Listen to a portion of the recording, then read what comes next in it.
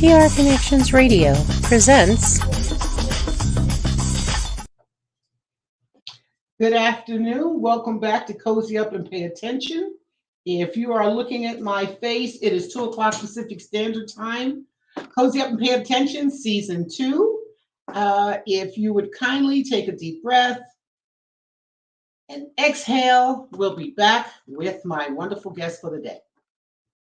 Cozy Stone is a multi-talented comedian extraordinaire who has a real lust for life. She also combines humor and motivation, where she is known as a humorvational speaker. Her youthful ways and positive light make her a beacon for those of all ages. Cozy has lived a remarkable life that has paved the way for so many. She had the longest running open mic venue of 11 years at Tommy Rockers in Vegas, called Cozy's Comedy Corner, through which she introduced many up-and-coming comedians. Before going into comedy, she was one of the first female personal trainers and one of the top fitness trainers in the world. She has trained many greats such as Billie Jean King, Roberta Flack, Andrew Young, Ed Bradley, CCH Pounder, Al Pacino, and Earl Monroe.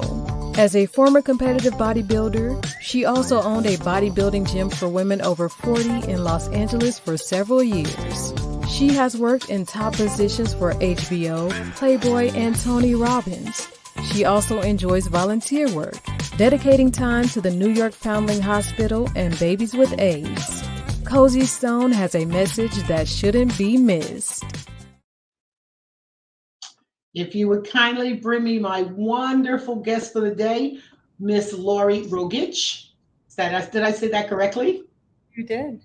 Good afternoon, Cozy. Hello, Lori. And Lori, before we get started, I always say to the audience, being a parent does not come with a manual. And even if it doesn't tell you the best practices or policies for your particular child. There is no such thing as a perfect parent. And this show has nothing to do with parent shaming. We try to bring parents on to highlight the sacrifices and the compromises that it takes to develop a responsible adult. So to get started, I'd like to ask the audience, or I'd like to ask you, not the audience, to let us know where you came from, Lori. So it's a compound question. Where did your parents meet? How old were they when they had you and maybe were married? And let's start with little Lori Rogich coming into this world. Sure. I was born and raised in New Jersey, specifically Union, New Jersey, which is in the northern part of the state. And my parents were married at a young age. My mom was, I would say, 19 years old when I was born, and my father is a few years older than she is. I have an older brother, and so they married as teenagers, and they were together for a few years, raising 2 children. Did they stay together? No, they did not. They divorced when I was very small. So, and mom was a single mom. She was. Yeah, okay. She was. So and she raised us both, and here I am today. So I don't think she did a bad job. Let's say that. I would say not. And how old were you when you met the father of your first child? And what part of the country did you both come from? We actually grew up next to each other. So wow. I knew him when I was 6 or 7 years old. He was a few years older than me. He was the boy next door, literally. And wow. So we had my first daughter when we were both very young. I guess I followed in my mom's footsteps. And we did not last. I raised her as a single daughter. And then I moved to Nevada in 2000 and met my husband shortly thereafter. Okay, you're too far ahead. Hold your horses. Stop the brakes. So when what I know from what you just said, this was an unplanned pregnancy. There was no way. And you were how old, Lori?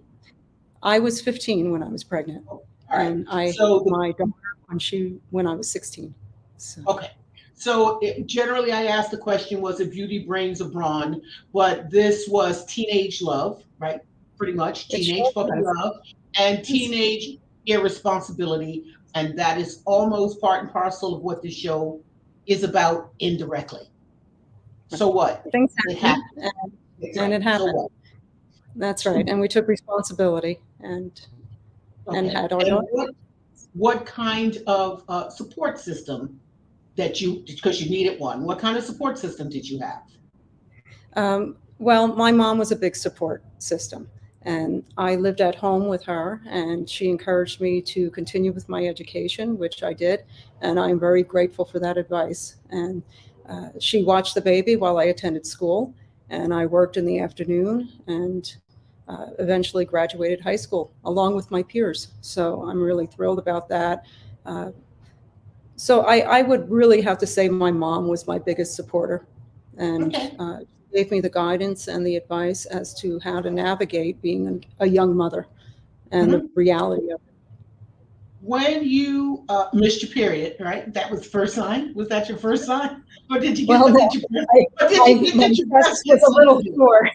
So, uh, So when it was confirmed that you were with child, even yes. at 15 or especially at 15, Lori, do you remember? Did you feel fear or fantasy? Boy, that's a tough question because I think at certain moments there was a fantasy that this would be wonderful. But then the fear came in when the reality came forth, and I had to tell my parents that I was expecting, and the disappointment that I saw on their faces, and their concern as to what the future would hold for me. And that's where the fear really set in, and the reality of now what am I going to do? And And so, okay, yeah. and let's step back a moment. How long did this kid hang around? The father of your child. Oh, not long after he found out I was expecting. Okay. So that So would be you in the first never you trimester. you what? That would be in the first trimester. As soon as he was told that I was expecting, he decided he did not want to be a father. So, Okay, that's fair. and that was the reality of that situation. And Yeah. so again, So I leaned into my family, my mother specifically, as to what to do. mhm.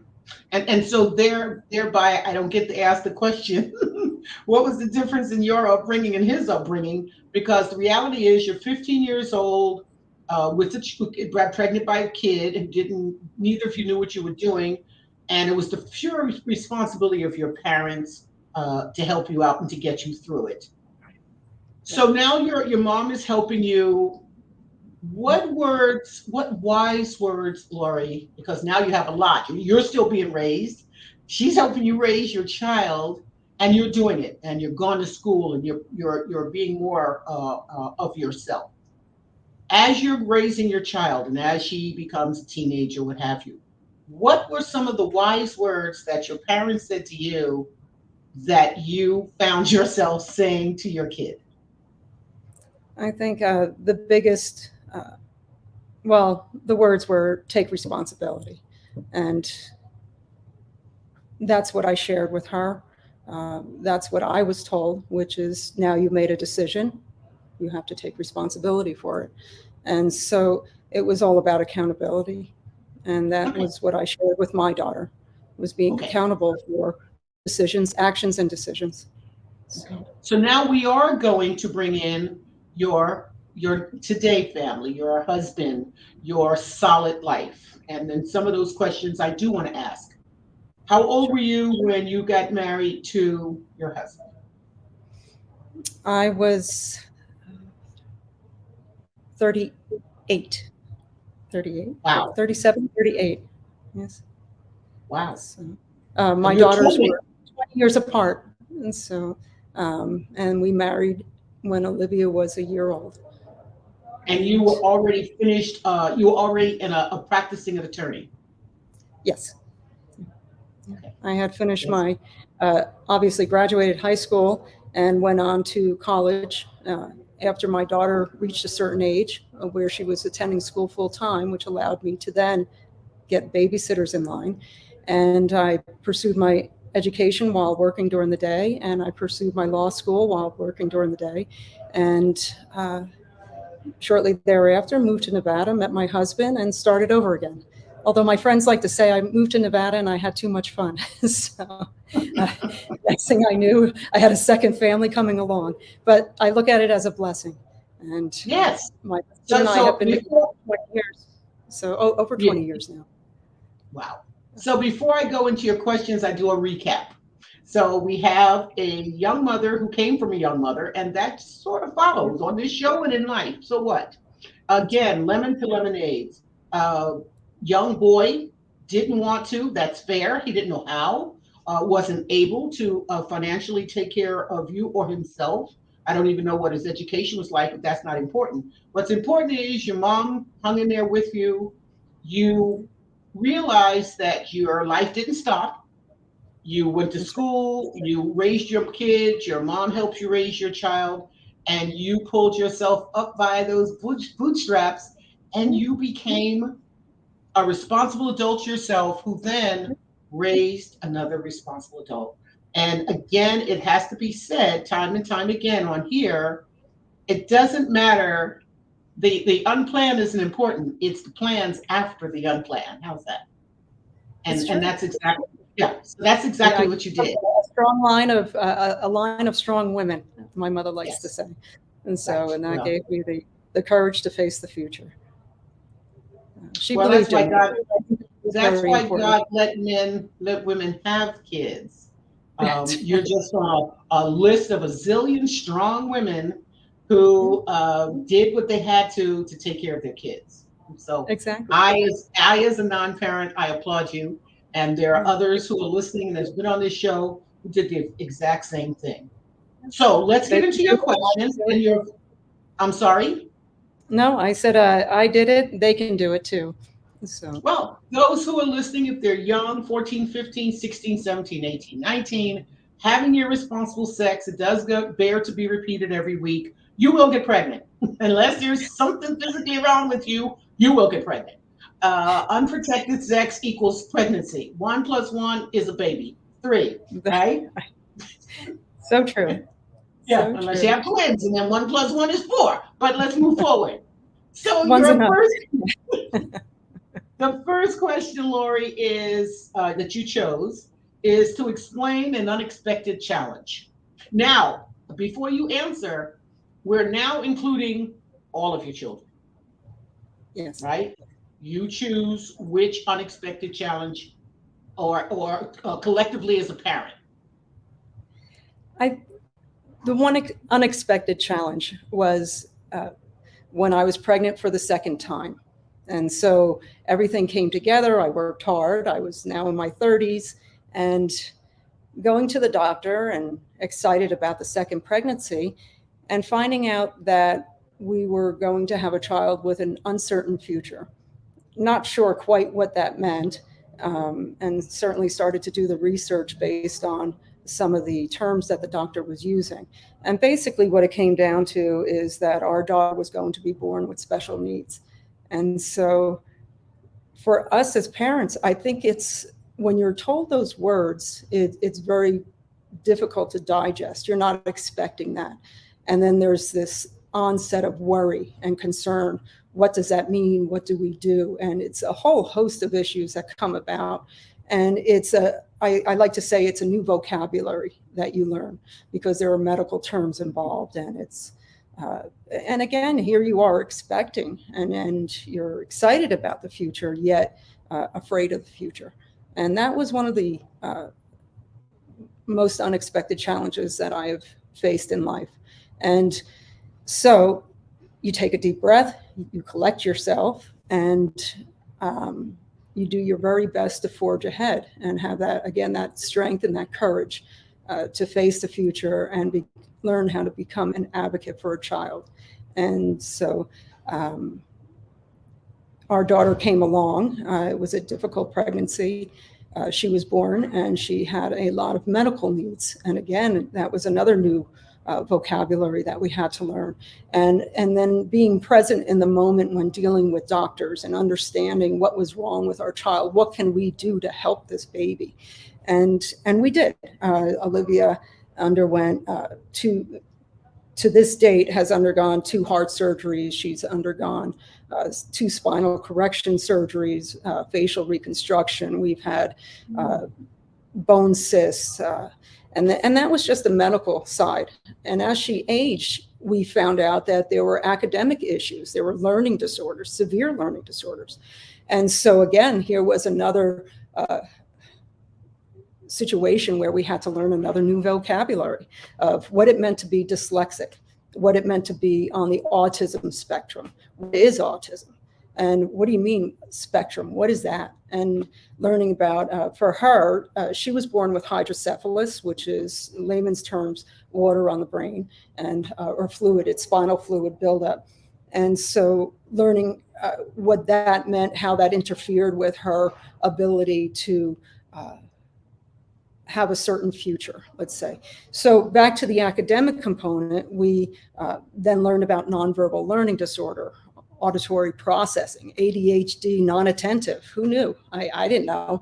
And these are issues that it was all trial and error. It was not only listening to the specialists that were conducting these assessments, but also observing. And one of the things that I believed in was that she could learn. And that comes back to the education component. I believe in education. I am a firm believer of it. And I believe all children can learn. Some learn in different ways. And she was a child that learned in different ways. So that meant we had to think outside the box and be creative. And we did. And she rose to the challenge. And it took a long time. It wasn't overnight that everything became normal. Folks like to say normal. I do the air quotes. It took a long, long time, and so that has, it's that unexpected challenge that we faced, we endured. We still go through certain situations with her, but she is now a college student. In fact, we're at the University of Utah at this very moment, collecting Olivia because she had to move out of her dorm today. The semester is over. And here is a child that we were told of that would have this uncertain future. But because of her strength and her resilience and being surrounded by love and people that believe in her, she has achieved. And here she stands as a sophomore at the University of Utah. And we are so thrilled. So thrilled. And this is over a course of 20 years. So it's not something that magically changes. It's something that you have to keep at. And it becomes a way of life. And eventually it becomes her life. And so I hope that answered your question, Cozy. It was wonderful. And I'm going to stop right there before I go to the next question, Laurie. Every parent, whether the child is planned or not planned, every parent, every woman who is carrying a child, it used to be said all the time, all I want is my kid to have 10 toes and 10 fingers. That was serious. In other words, all I want is a healthy child. Well, that's not right. A promise, right? No. So it doesn't matter. It helped that you were a mature parent, but it didn't matter. Your first child could have been that child. Again, when people are having irresponsible sex, these are things that have to be considered because there are just no promises that you're going to get a healthy child, right? So what do you do from there? If you're planning it, again, but at least you give yourself a heads up, knowing you're going into it full on with the understanding that this is an undertaking. And thank you for all of that. And I've met your wonderful daughter, and I'm actually sitting here trying to not to get emotional. So let's move on. The next question is, what did you learn from baby number one that you applied to the next? And you can say the next two if you want. No, I've given thought to this, and one of the things that has really stood out the most for me is being present in the moment. And what I mean by that is that when I had Jessica, I was a young single parent. And for the most part, I worried about money. Where I have to work, I have to pay the bills, I have to put food on the table. And so I didn't have as much time with her. So 20 years later, I'm in a far different place. I'm more emotionally stable, financially stable, and able to live the moment with the child and enjoy those little moments that I so much missed with my first being. And that had to do with, it could be the patience and just having the time to just, you know, allow me to be part of something that I missed and recognize that.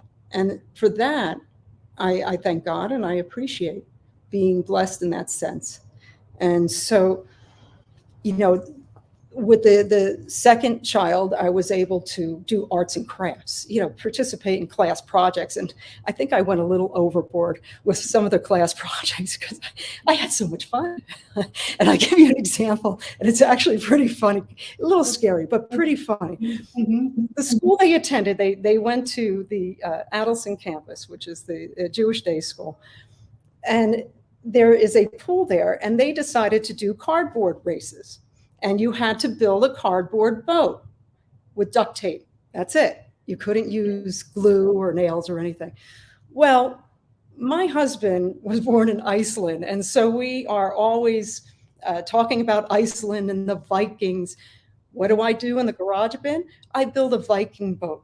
So literally with the dragon head, you had to see this thing. It was hilarious. But the point was, I had so much fun doing it. I never had the chance to do it with my first one. And boy, did I take advantage of it on the second one. And despite the fact that I was working too, I still found time to take the time to enjoy. The thing did float. We did have to get a U-Haul to bring it up to the school. That's how big it was. No. Well, the other word with all that you said is, there's another word that needs to be said, and that word is called maturity. Back to what happens when you're young and you don't know what you don't know. That's right. Now you're 38 and more, and you're mature. So let's get to the next question. That sounds pretty mature, what I did. No. Well, we're not talking about the boat. I was childish, by the way. No. It was fun. It was fun. I had fun for the first time. But again, you were able to because you were more mature. The first kid, you were young. Having fun was the least of it. As you said, you were trying to eat. You were trying to educate yourself. You were trying to get her taken care of. So it's just great that I have you on here with two distinct lifestyles for your pregnancies. So the next question that you chose, and I think you answered it a little bit, what did you do to encourage success?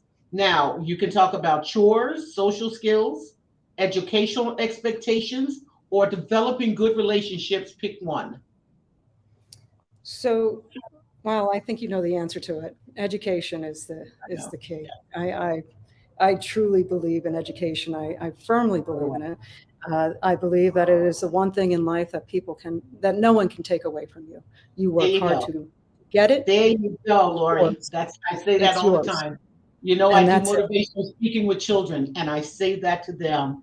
Every classroom I go to, that is yours to have and to hold. And it will allow you to use your brain in any and all situations. And you may not be right, but doggone it, you're able to partake even in a conversation. All right, moving on. Your next question is, and again, you can do it as a compilation. What was the hardest age? I have a period of time for the hardest age, and I believe that the age from 14 to 17, that is the hardest age. And it's tough being a parent, especially in this day and age with regard to your competition, which is electronic devices. It is so hard to engage a child who has become obsessed with video games or social media, and the impact and influence that those programs and those platforms have on your child. It's very difficult to navigate and to almost get your child back once they start venturing down that road. And I know there's a lot of discussion of it now, and I'm so glad that there is, because it is a serious issue with regard to it communication with the child. It has come back to bite us on the butt, Lori. It sure has. It was fun in the beginning, but then when they become obsessed with it and they're unable to put it down for a moment, even if it's just sitting at the dinner table and having a conversation without it being a distraction, that I find, and that age between 14 and 17 was tough, because they want to be independent and they want to make decisions, and they want to be defiant. And when they have the impact and influence of the social media, it's really very difficult. And can I ask you, how old were your kids when you purchased their first phones? See, because that's on you, by the way. So how old were they? They were 11, 12. But we started letting them go on little video games, and that was our biggest mistake. We thought they were fun and educational. And then came a moment where the light switched on and they went, down a different path with it. And it was very hard to take those items away, especially between the ages of 14 and 17. They're bigger. And I'm no longer, this mom that carried them around. They were bigger than me, and they could look me in the eye and say no. And it was tough. It was tough putting my foot down. And there were some challenging moments. And so I don't have the right answer or the guidance to parents as to how to navigate that. I think each family has to decide for themselves what to do. Again, this show is nothing about any other family. This is all about your household, what you did. As again, there are people who are listening. There are people who have done the same thing, are going to have. They've got 11 and 12-year-olds right now, and it's getting ready to happen. I have to say to my guests almost every week, do not preface your opinion and your lifestyle and your household with what anyone else would do. That's not what this show is about. This is not an opinion. Do you like it? Do you not like it? So let's move on to let's just say it got ugly a few times in the house. So because it was a matter of frustration and a challenge over something that I couldn't even talk to. It was and it was in my way. Here's the reality as a senior, and I remember being a teenager. 14 to 17, across the board, Betsy Ross was a rebellious teenager, okay? Everybody's a rebellious teenager. Our challenges today are just met with an onslaught of technology, right? Yes. So when you put the hormones together with the please don't take this thing away from me, that just creates more havoc in your household. It sure Last does. question, and again, say child, but let's say children. What are you most proud of and I want to say your children? What I'm most proud is that they believe in themselves, and they've become good citizens, and they're compassionate, and they have this willingness to help others, especially those in need. And right there, I know that I've done a good job. So there you go. Okay. And I hope they continue that path. So chances are they will. Yeah, chances are they will. All right. So your fun question is, and thank God, folks, we discussed this beforehand, because anyone who watches this show says, watch her ask the wrong fun question. I changed the questions, Lori, and then I forgot how long ago I sent all of you. No. Yeah, but no, we're fine. You and I just agreed that this is your question. And I like this for this serious attorney. What cartoon character would you like to be for a week, Lori? Bugs Bunny. I would love to be Bugs Bunny. Why? I truly would. I find him hilarious. He's quick-witted. he's sarcastic, which there comes that attorney side. But he just finds humor in things, and he can laugh at himself. He laughs at others. Some people don't like that, but I just think that he has a ton of fun, and I would love to be him for 1 week. And so what you're saying indirectly is you are Bugs Bunny. You have Bugs Bunny's traits. You have Bugs Bunny characters. That's it. And That's all. And I will put there, and you're as cute as Bugs Bunny. How do you like that? So we have hit this show on the dot. You have been very complete and understanding in what you've been through. Again, young parent, came from young parents, raised your child,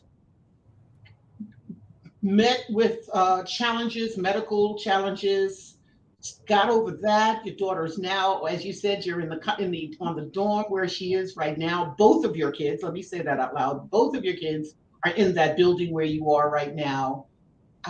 We thank you, Lori. I represent all of society every Tuesday from 2 to 2:30. And as a representative of all of society, we thank you. We need more parents to take their jobs seriously. Again, planned or unplanned, what do you do next? Lemon to lemonades. Let's just keep this ball rolling in terms of keep moving. Yeah. Just keep moving and sticking to it and sacrificing and growing up. Right? The immature person got pregnant. Well, now you got to grow up and create another mature adult. So we do thank you. And before, Cozy, I don't feel like going behind me. I also have 2 books on Amazon called Cozy Up and Pay Attention. Cozyisms. The first rule in life. Look at this. I'm having a brain fart.